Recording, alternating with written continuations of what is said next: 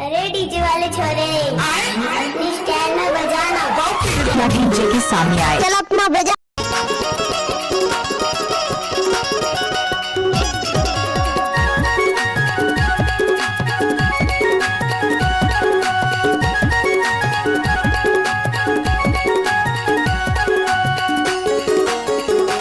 Mix by DJ Umesh Paraste.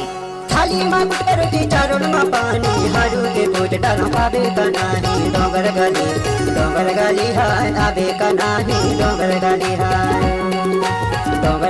हाय आवे का नाही डोंगर गली हाय। थाली में गुटका रोटी चारों में पानी हारू के पूज डालो पावे का नाही डोंगर गली दाऊ या हूँ दीवाना डोंगर गली हाय रे डोंगर गली दाऊ या हूँ दीवाना डोंगर गली हाय रे। स्पीड गाना बना के यूट्यूब में डालने उमेश परस्ते का आदत है।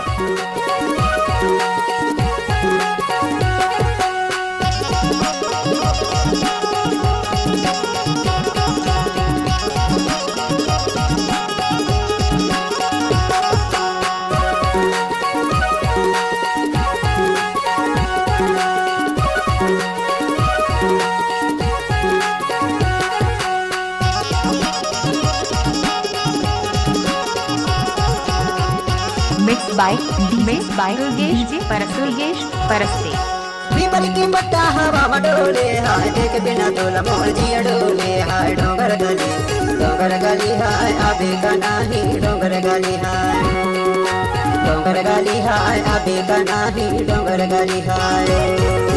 थाली में गुटका रोटी चारों में पानी हारू के पूछ डालो खावे का नाही डोंगर गली हाय आवे का नाही डोंगर गली हाय आवे का नाही डोंगर गली हाय। DJ Umesh Paraste sound Dindori.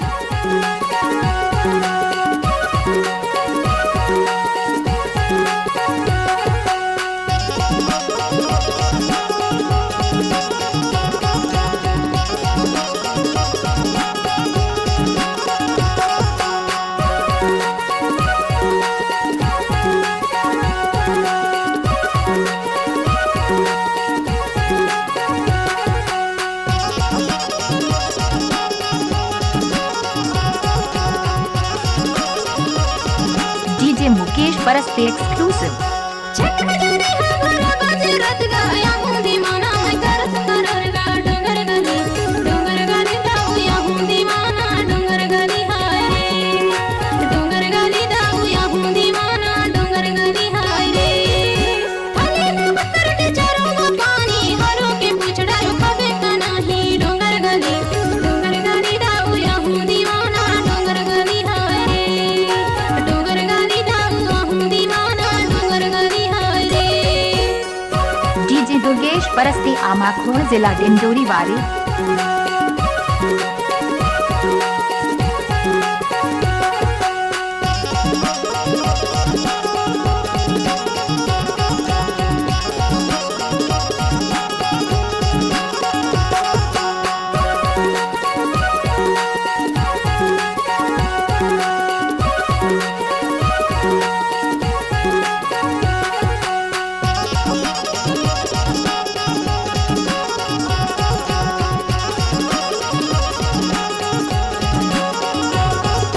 बमड़ी मुगाओ हीरापुर मुरगाओ गान के गवैया दयाल मोर नाओ डोंगर गली हाय आवे का नाही डोंगर गली हाय बाय आवे का नाही डोंगर गली हाय। थाली में गुटका रोटी चारों में पानी हारू के पूछ डालो खावे का नाही डोंगर गली हाय आवे का नाही डोंगर गली हाय आवे का नाही डोंगर गली हाय।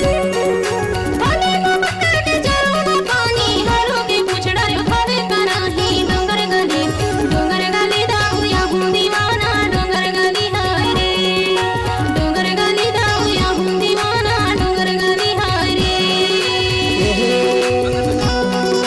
डोंगर गली हाय